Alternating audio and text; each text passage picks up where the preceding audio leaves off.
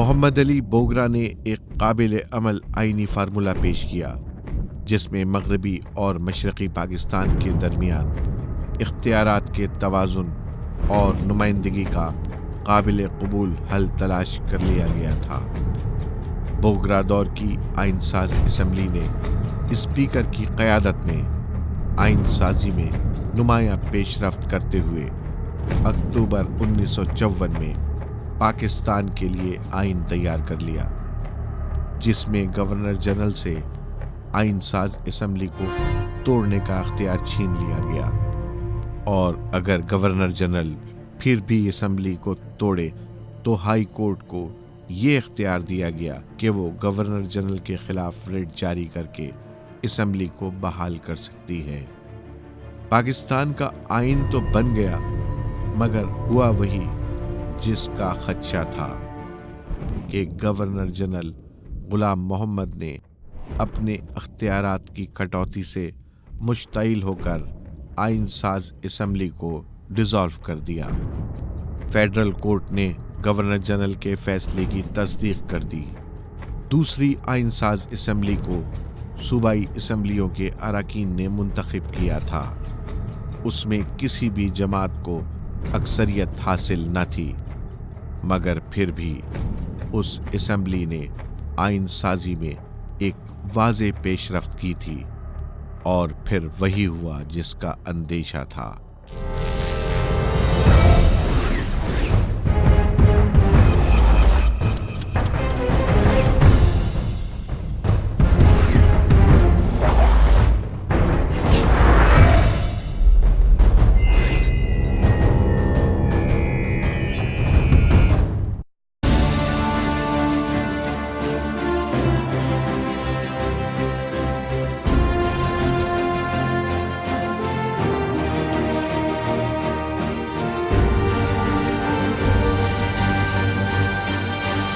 پاکستان حاضر ہو حصہ دوم۔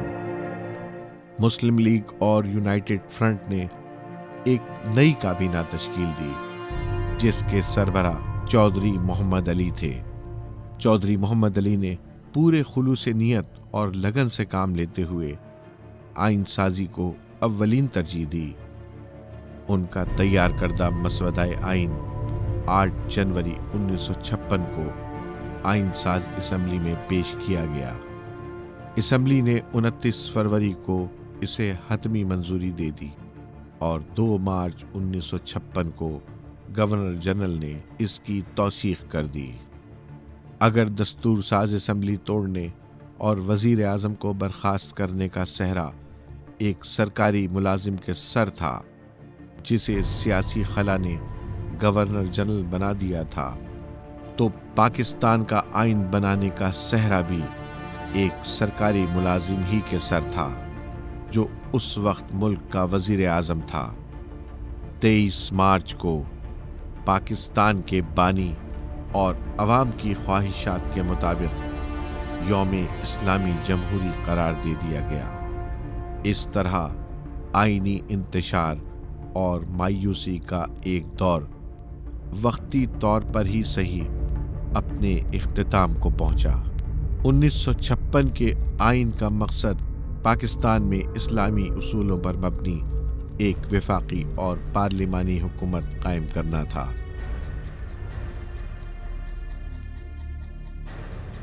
23 مارچ 1956 کو آئین کی منظوری پر عوام نے غیر معمولی مسرت اور جوش و خروش کا اظہار کیا کہ 9 برسوں کی سیاسی و آئینی جدوجہد کے بعد قوم کاروبار مملکت چلانے کے لیے ایک آئین تشکیل دینے میں کامیاب ہوئی تھی، مگر اس دوران سیاست کے انداز اور اہل سیاست کے طرز عمل سے یہ بات واضح ہو چکی تھی کہ غیر یقینی صورتحال اور سیاسی عدم استحکام ملک کا مقدر بن چکا ہے۔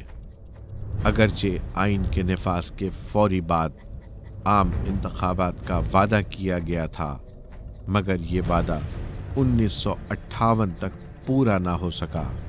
اگر قیام پاکستان کے بعد انتخابات وقفوں کے بعد منعقد ہوتے رہتے تو عین ممکن تھا کہ وطن عزیز خود غرض سیاستدانوں کی سیاسی جولانگاہ بننے سے بچ جاتا اور جمہوری عمل کے نتیجے کے طور پر بہتر سیاسی قیادت سامنے آ جاتی، لیکن انتخابات نہ ہونے کے سبب ایک مخصوص گروہ ملکی اقتدار پر قابض رہا۔